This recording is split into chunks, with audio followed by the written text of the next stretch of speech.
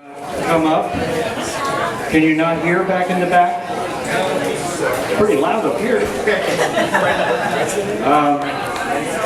We'd like to invite Sandra and Dave, and then our special guest from New York, John Hargrove, to come up and say a few words about their work and their experience, their outlook on it all.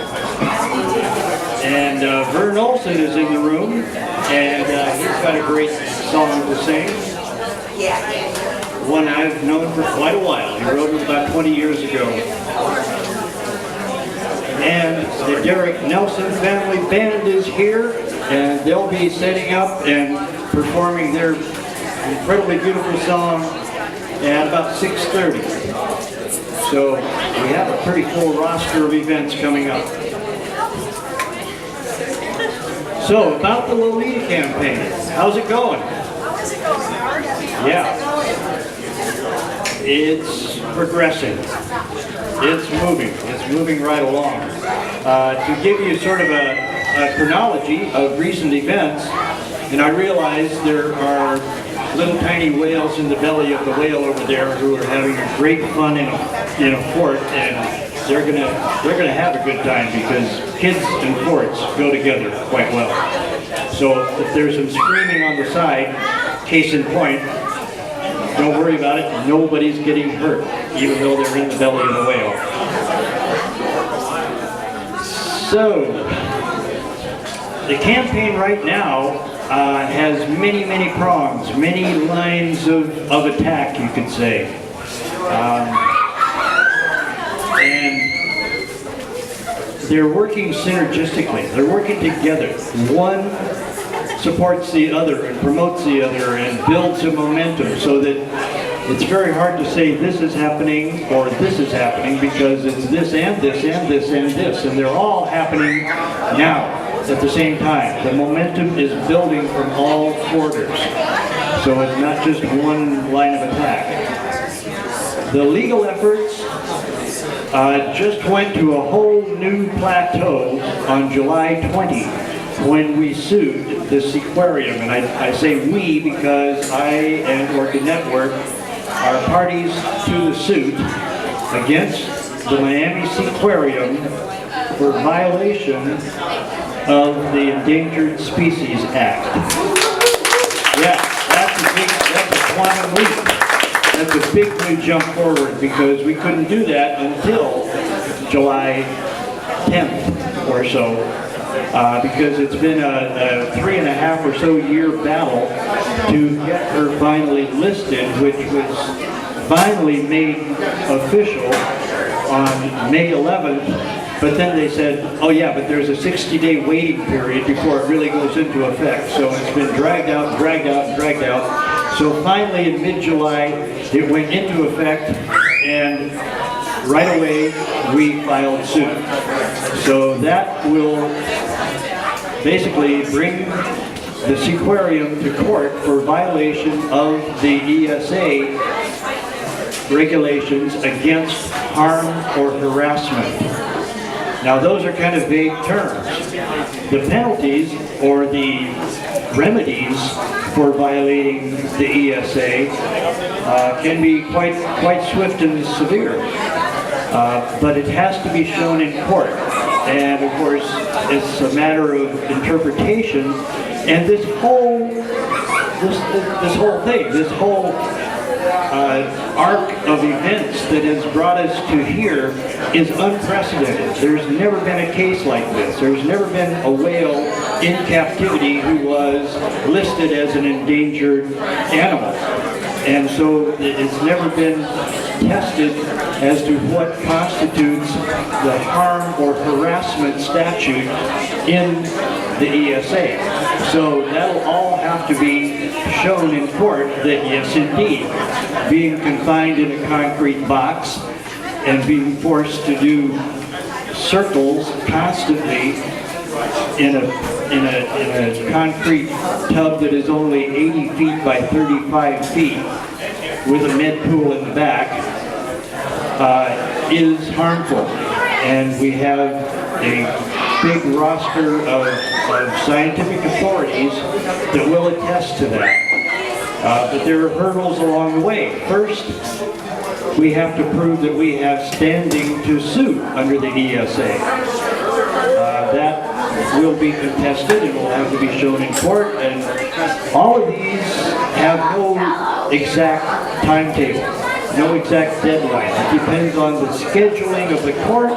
It depends on petitions to delay, to change this or that. So there will be all those tactics, we're sure, to try to keep it from happening. At the same time, there are other efforts to reach out to the ownership of this aquarium. And that too is pretty complicated. A year ago it was pretty simple. It was Arthur Hertz and his family right there in South Florida. Privately owned family company. But about a year ago they sold this aquarium to a conglomeration of theme parks called Palace Entertainment, which in turn is owned by a bigger international conglomeration of theme parks called Parcos Reunidos Servicios, which has mainly water slide parks and various other kinds of recreational attractions all over the place. But they, in turn, are owned by an investment company based in the UK called Arle Investment, A-R-L-E, Investments. And they are a big holding company that has a practice of purchasing big corporations, holding them for a while, doing whatever they can to increase the value of them, and then selling them. Usually the turnaround is 7 to 10 years or so. And they have owned this company for over 7 years. And it was on the market last fall or last winter, but then they took it off the market. Whether it didn't sell, or they decided they could make it more valuable, or we don't know the reasoning, but it doesn't seem to be actively on the market right now. So they are the owners, the ultimate owners. But that means they're investors. They're just the managers of all of these investors. And there's a lot of them.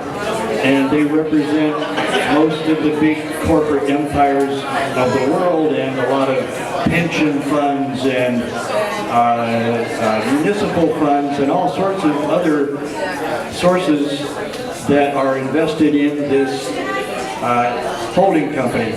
So it's hard to sort of pin down who's in charge, who can make the decision, who can make the call.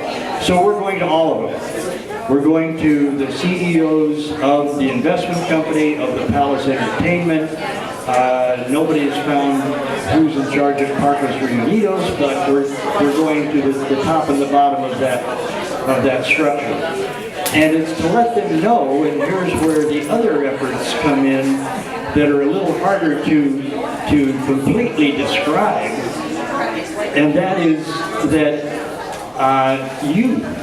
the people who are standing up, speaking out, who are at the front gates of this aquarium, who are holding the signs, who are writing and singing the songs, who are coming to events, who are letting people know, who are starting Facebook pages, who are writing books, who are doing everything that they can do to let the world know that a great injustice was done here, and it needs to be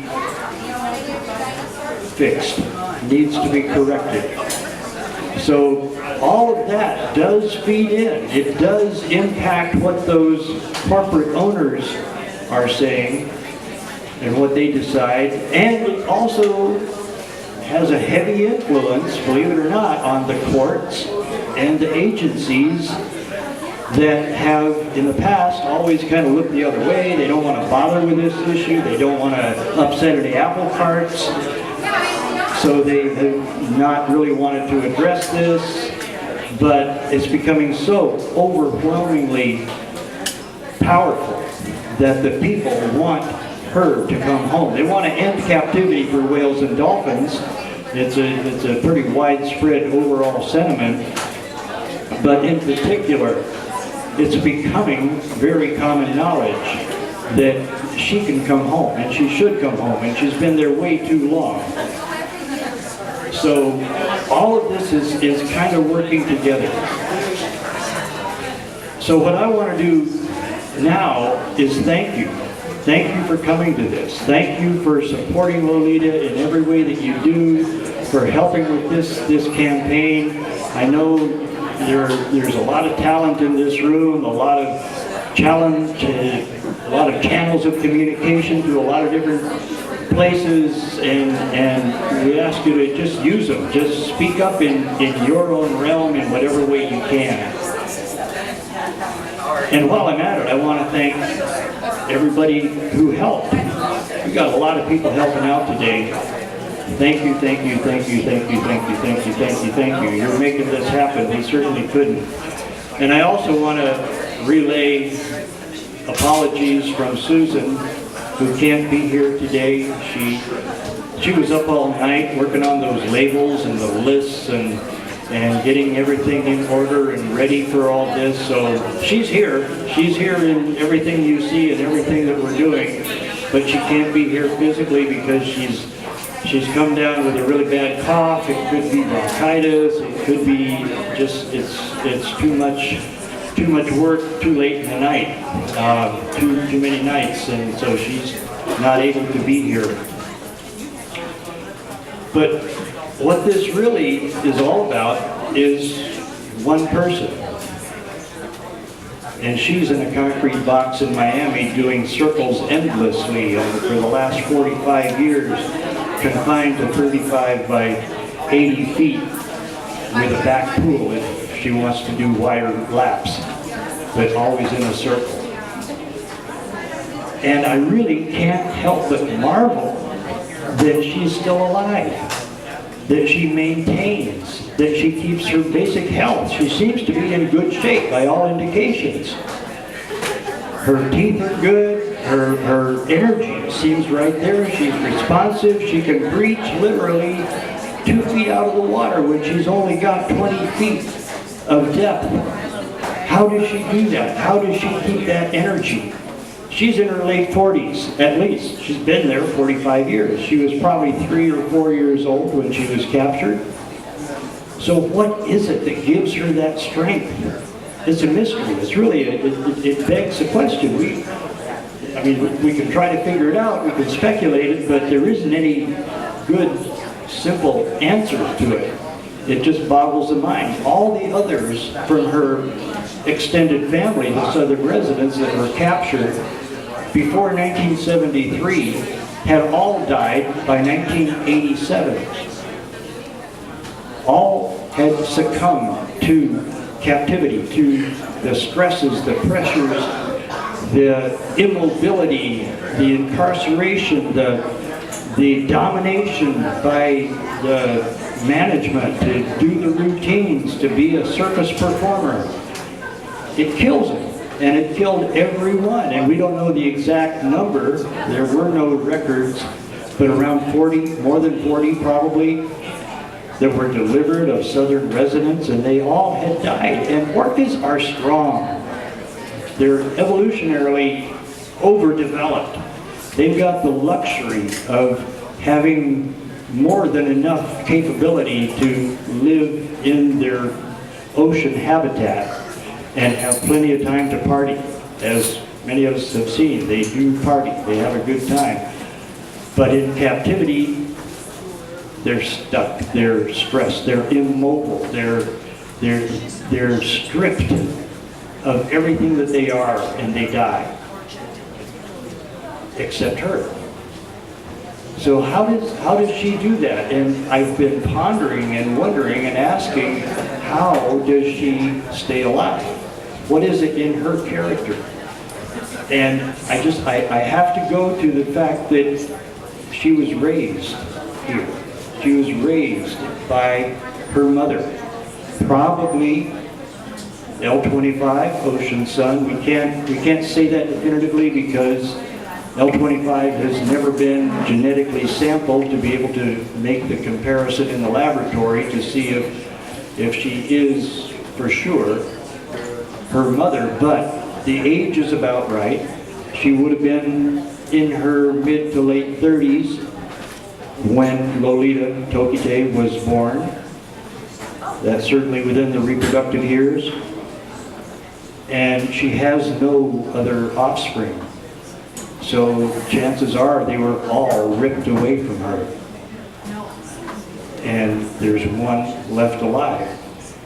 But if she raised Tokite, she raised her to be someone special, to be someone with an important role, with obligations and responsibilities and a place to be, to fill in her family.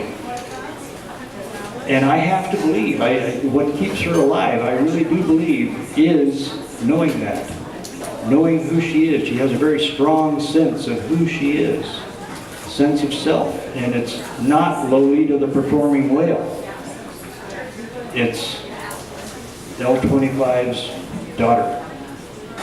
And I truly believe that it is that keeps her alive. That knowledge, that memory to keep on going. And that this entire 45-year abomination and trauma is going to be over someday. She must always believe that. And I just have to believe that that's what keeps her going. So while she's still alive, while she's there, we're here. We're going to make sure that she comes back one way or another. And there's a whole lot of us all over, everywhere. And we're doing amazing things. A lot of it are the protest demonstrations and the legal actions and all of the beautiful artwork and all the words, all the histories. And there's a lot going on behind the scenes too. A lot of quiet diplomacy and negotiations and outreach. But all of that still depends on widespread knowledge, understanding. And we've got that now. It's increasing, it's still stepping up. And 5 years ago, I couldn't have said that, even with all the media, that we had. That just kind of fell by the wayside under the juggernaut of the industry propaganda machine. But I think we've outweighed the propaganda machine now. We are now the majority. We're now the popular opinion. She needs to come home. And that has a huge effect on every decision made up to now. So watch this space. There could be much more to come in the near future. And may Tokite maintain her mental and physical health, her good spirits, her graces, and stick with us because we're going to bring her home. Okay, thank you.